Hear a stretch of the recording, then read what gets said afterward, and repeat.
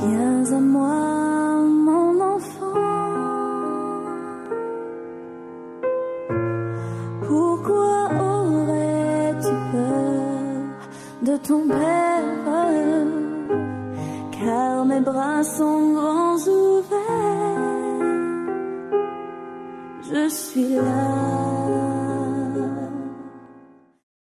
Nous vous accueillons dans 10 jours de prière 2023 dont le thème est « Retour à l'autel », l'autel de prière, c'est-à-dire accorder plus de temps à Dieu.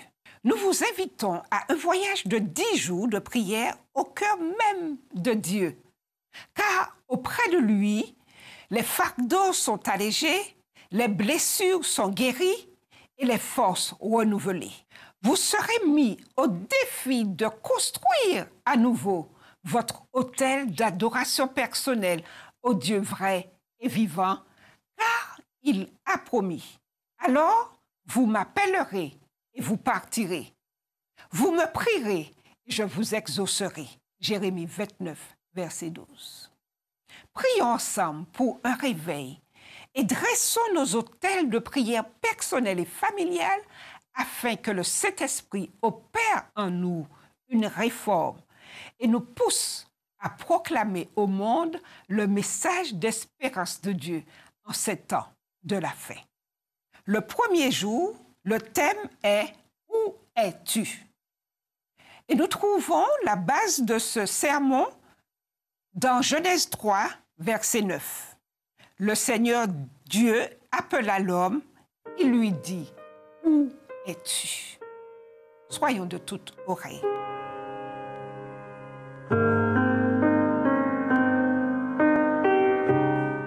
Bienvenue dans les 10 jours de prière 2023 préparés par l'Église adventiste du 7e jour.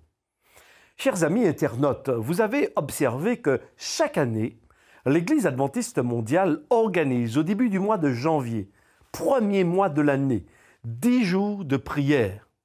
C'est un temps fort pour chaque croyant de la communauté, car il sait que des personnes du monde vont prier pour lui, prier pour ses problèmes, ses difficultés.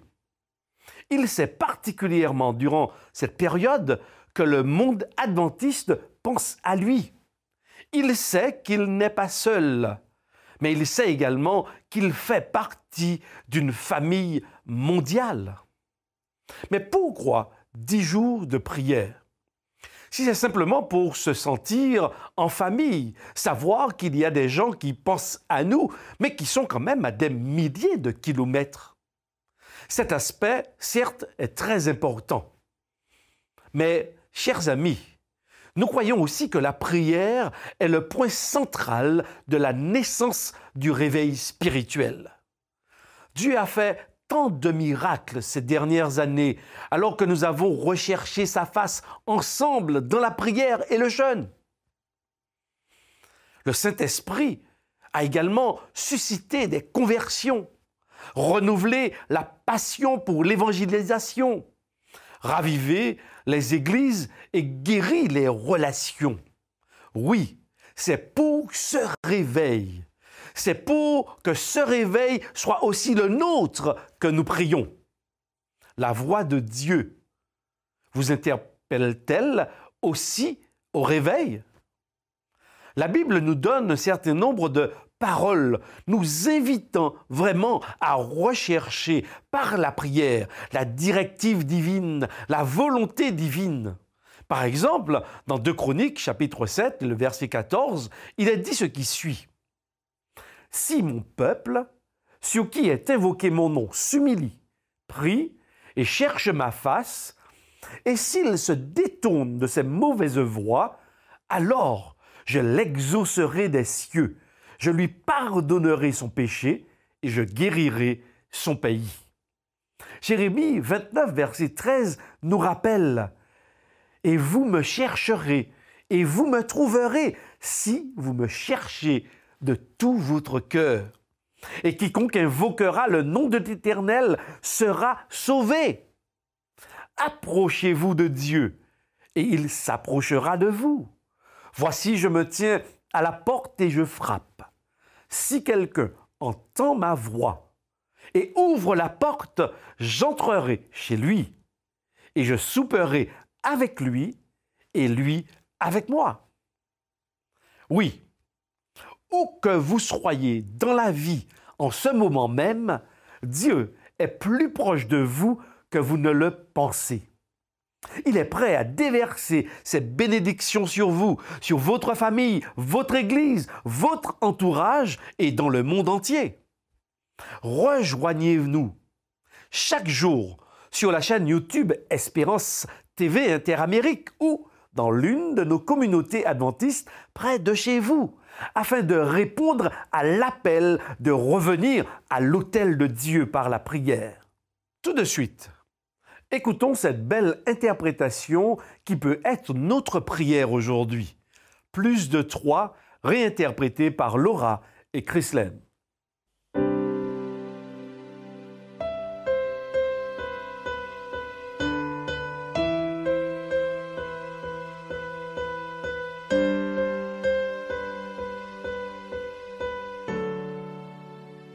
Quel privilège de t'adorer dans ta présence. Je veux rester devant ta gloire, me prosterner devant ton trône, tout abandonner. Juste à tes pieds, c'est là qu'est ma place pour l'éternité. Contempler ta face, plus de toi, plus de toi, de ton esprit, plus de toi, plus de toi, plus de toi, Saint-Esprit.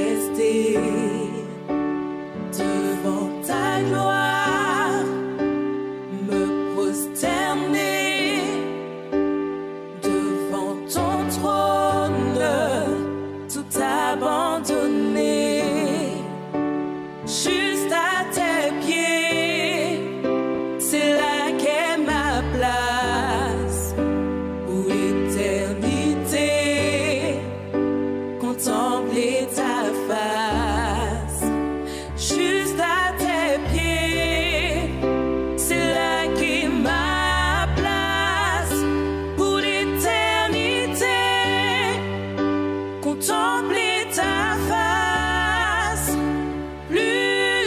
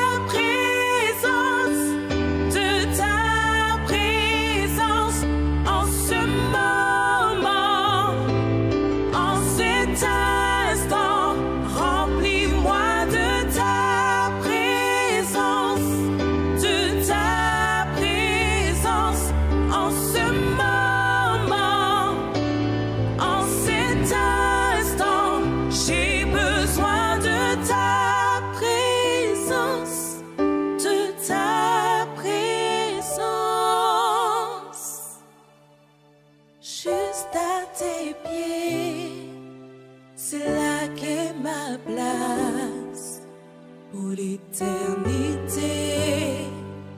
Contempler ta face, juste à tes pieds, c'est là qu'est ma place pour l'éternité. Contempler ta face, plus de toi, plus de toi, de ton esprit, plus de toi, plus de toi, plus de toi, Saint-Esprit, plus de toi, plus de toi, plus de toi, de ton esprit, plus de toi, plus de toi, plus de toi, Saint-Esprit, plus de toi.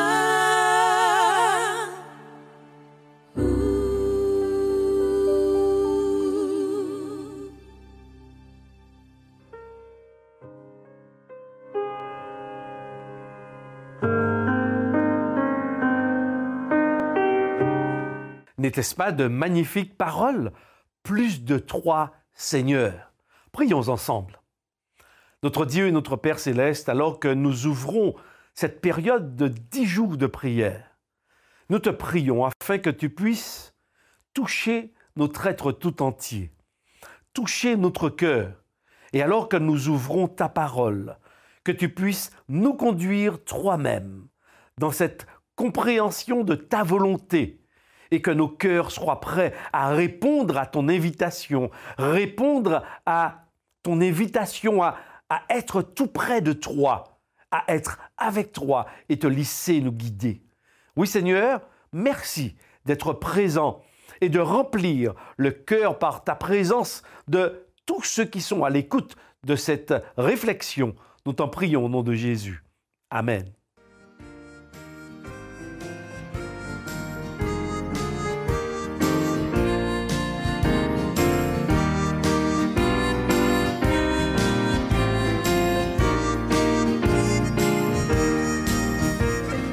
Comme un fleuve immense est la paix de Dieu,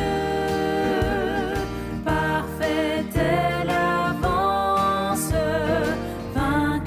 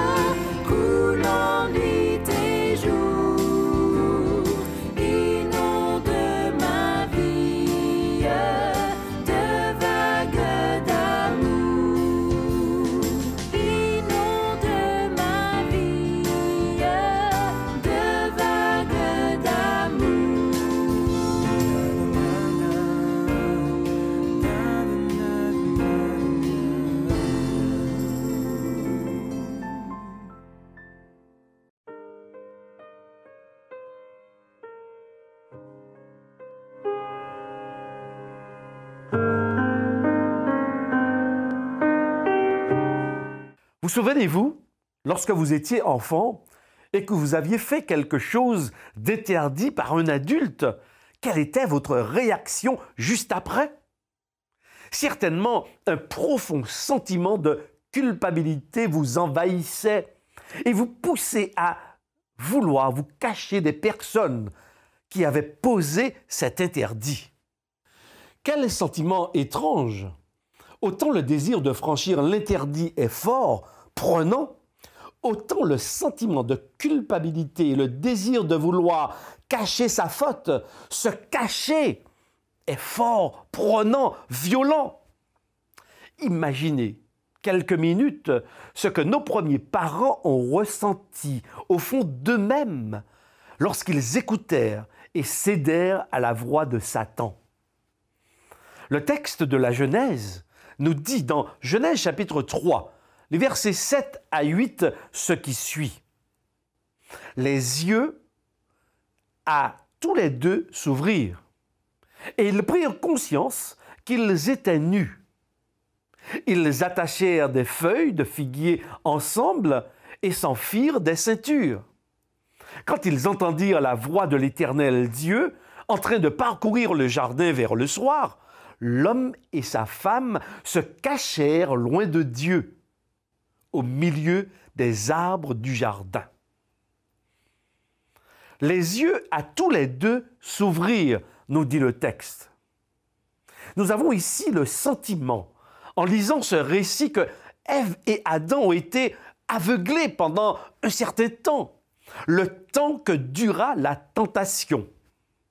En acceptant le dialogue avec le serpent, le diable, ils s'étaient placés sous son emprise diabolique, les orientant petit à petit à lui faire confiance jusqu'à la transgression de l'ordre divin. Mais juste après, remarquons, Adam et Ève sont laissés seuls face à eux-mêmes et à leur culpabilité. Quelle désillusion! C'est ce qui se produit encore aujourd'hui lorsque nous cédons à la voix du diable, de transgresser les paroles de mise en garde de Dieu. Il nous laisse seuls face à la culpabilité, face à Dieu. Le texte poursuit en nous disant, oui, ils virent qu'ils étaient nus. Cette expression signifie pour moi qu'ils comprirent et virent qu'ils avaient tout perdu. Cette expression est aussi utilisée par nous lorsque nous décrivons la situation de quelqu'un qui avait tout, richesse, bonheur, travail, famille et autres, et qui, du jour au lendemain, perd tout ce qu'il possède. Parce que cette personne, peut-être, avait construit sa fortune sur de mauvaises bases. Tricherie, tromperie, corruption, exploitation, mauvais placement. Elle est maintenant nue comme un ver. Adam et Ève avaient perdu leur sainteté, leur innocence, le projet merveilleux que Dieu avait mis en place pour eux et leurs descendants était maintenant perdu. Ils étaient nus. Alors, nous dit le texte, ils attachèrent des feuilles de figuier. Quel inconfort, quelle triste réalité maintenant! Ils cherchent une solution viable à leur perte des feuilles d'arbres alors qu'ils avaient tout auparavant. Le texte poursuit en nous disant qu'ils se cachèrent loin de Dieu. C'est bien sûr le résultat de la transgression, se cacher. Ils ne veulent pas apparaître devant Dieu tels qu'ils sont maintenant. Ils pensent que Dieu va les terrasser, les anéantir, les éliminer. Ils en ont peur, alors que précédemment, il y avait une relation amicale, une relation paisible, réconfortante. Maintenant, ils se cachent, nous dit le texte, loin de Dieu. C'est ce que le diable distille comme information aux hommes et aux femmes de tous les temps depuis ce jour où Adam et Ève l'ont écouté. Il invite les hommes, les femmes, les jeunes à rester loin de Dieu. Il diffuse une image totalement fausse de Dieu. Cachez-vous de lui, car s'il vous voit dans votre misère, votre nudité, il vous détruira. Dieu ne vous aime pas. Mesdames et messieurs, chers amis, le diable nous insuffle de fausses conceptions de Dieu, de fausses croyances. C'est un menteur. D'ailleurs, la suite du texte nous montrera tout le contraire. Notez que cette question de l'Éternel à Adam est extrêmement importante. Cependant, l'Éternel Dieu appela l'homme et lui dit « Où es-tu » Quelle question! Cette question ne révèle pas l'image de Dieu sanguinaire, un Dieu qui veut détruire, mais elle montre au contraire un Dieu qui invite l'homme à se positionner, à se questionner réellement sur ce qu'il vient de faire. En fait, cette question peut se formuler ainsi. Où en es-tu maintenant avec toi-même? Existe-t-il une question plus pertinente que celle de Dieu à l'égard d'Adam après sa chute? Il est de toute évidence que Dieu savait exactement où étaient Adam et Ève, puisqu'il est omniscient, c'est-à-dire qu'il voit tout, il sait tout. En réalité, Dieu demandait exactement à Adam, sais-tu où tu en es aujourd'hui, maintenant que tu as désobéi? Adam et Ève avaient désobéi à Dieu.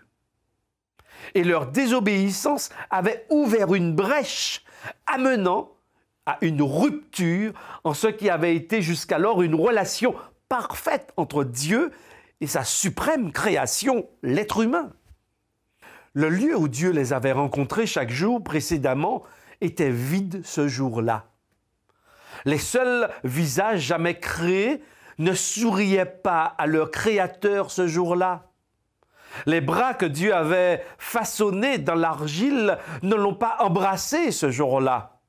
Les cœurs dont les battements, souvent synchronisés avec les siens, étaient étrangement distants, presque silencieux ce jour-là.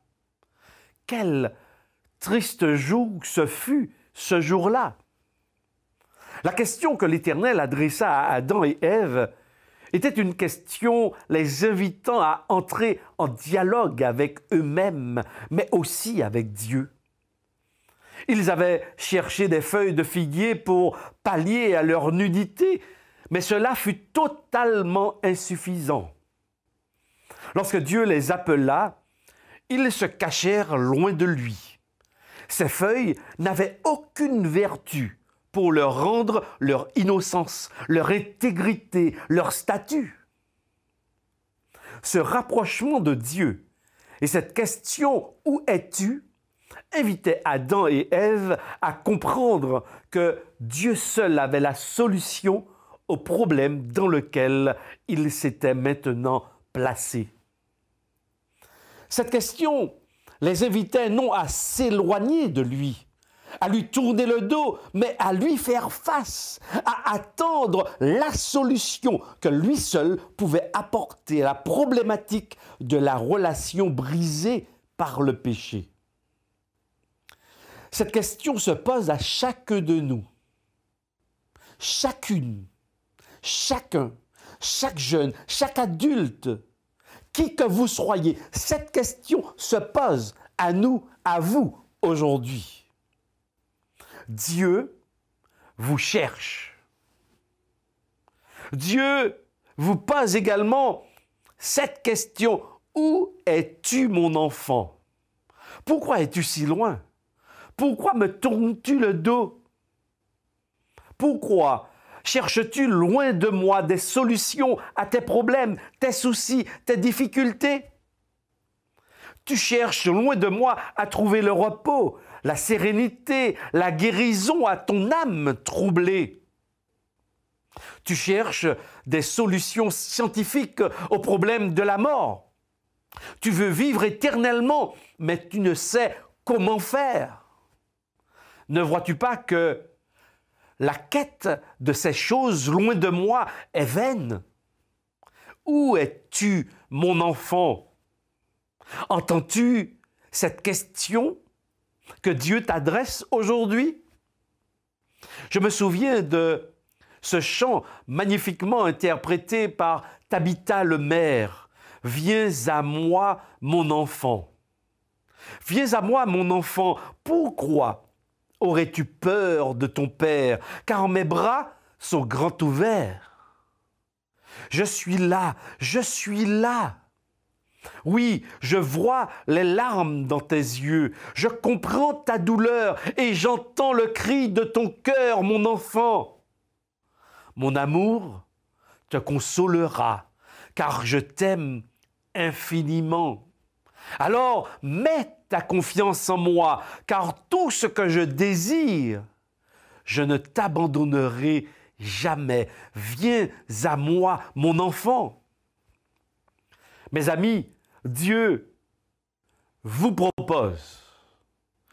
propose encore de revenir à lui maintenant. Aujourd'hui, une fois de plus, il me pose cette question. Où es-tu, mon enfant? Et lui, de te répondre encore, je suis là, mon enfant. Je veux te prendre dans mes bras d'amour, te serrer dans mes bras, car ils sont grands ouverts pour toi. Ne tarde pas, viens à moi, je t'aime. Mes chers amis, aujourd'hui, Dieu nous invite à répondre favorablement à cette question « Où es-tu, mon enfant ?» et à lui dire « Seigneur, je suis peut-être là où je suis, dans mes difficultés, mes problèmes, mais puisque tu me dis que tu es là, puisque tu me montres que tu me cherches, alors je viens à toi tel que je suis. » Oh, chers amis, si tu entends la voix de Jésus, et je crois que tu l'entends, alors réponds à cette invitation faite par Jésus. Viens à moi. Si tu penses que tu n'es pas digne de Dieu, souviens-toi de l'histoire d'Adam et Ève. Souviens-toi que Dieu est parti à leur recherche, leur posant la question, mais où es-tu? Dieu n'aime pas et ne veut pas te savoir loin de lui, loin de son regard, loin de son amour. Viens à lui maintenant, en ce jour. Je nous invite, alors que nous terminons cette première réflexion, je nous invite à prier une fois de plus à notre Dieu. Là où vous êtes, à la maison, peut-être lorsque vous irez à l'église, prenez le temps de prier Dieu. Prenez le temps de prier pour vos parents, pour vos amis, pour vos enfants, pour des personnes que vous aimez, que vous appréciez. Priez également pour ceux peut-être qui vous veulent du mal, ceux qui ont du mal à s'entendre avec vous. Priez aussi pour ces personnes et demandez à Dieu, durant ces 10 jours de prière, de vous aider à peut-être faire une démarche auprès d'une personne qui vous aurait fait du tort, afin de pouvoir vous réconcilier avec elle, de vivre avec Dieu la puissance de l'amour, la puissance du pardon et la puissance de la réconciliation. Prions ensemble. Notre Dieu et notre Père céleste, une fois de plus, tu nous interpelles. Une fois de plus, tu nous adresses cette question pleine d'amour. Où es-tu, mon enfant? Je te cherche. J'ai besoin de toi. Je veux te donner le meilleur. Viens près de moi. Seigneur, notre Dieu et notre Père, je te prie pour tous nos amis internautes, tous ceux qui entendront et qui ont participé avec moi à cette réflexion. Touche leur cœur, réponds à leurs besoins. Et que, Seigneur, oui, leur cœur soit rempli de ton pardon, rempli de ta réconciliation, rempli de ton amour. Qu'aujourd'hui, au moment où nous parlons, qu'ils puissent retourner à Troie et comprendre que c'est auprès de Troie qu'il y a la paix, la sérénité, qu'il y a un avenir sûr et certain. Fortifie leur foi. Et pour tous ceux qui hésitent encore à se rapprocher de Troie, éveille, donne-leur cette force, cette énergie, parce que nous savons qu'ils sont retenus par les pièges de l'ennemi.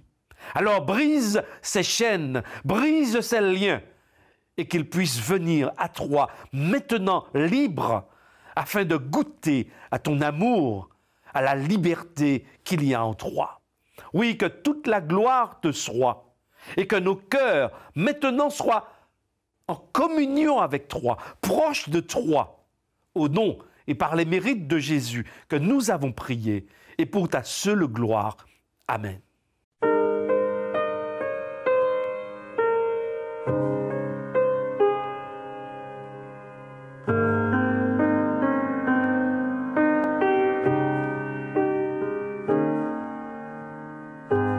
Viens à moi, mon enfant. Pourquoi aurais-tu peur de ton père? Car mes bras sont grands ouverts. Je suis là.